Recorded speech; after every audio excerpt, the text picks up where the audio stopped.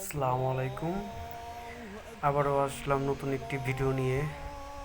কিন্তু এই ভিডিওটা আজকে সবার থেকে আলাদা। ঘুরতে বের হওয়ার পরে পৃথিবীতে কোনো জিনিস যদি থাকে সেটা হলো মসজিদ। আর মসজিদটা এত সুন্দর যা বলার বাইরে। আমি যখন মসজিদটা এক পলক দেখলাম, দেখে মসজিদটার প্রতি এত ভালো লাগলো, গাড়িটা ব্রেক করলাম, ব্রেক করে সাইডে পার্কিং করে ওইখানে মাগরিবের নামাজটা শেষ করলাম।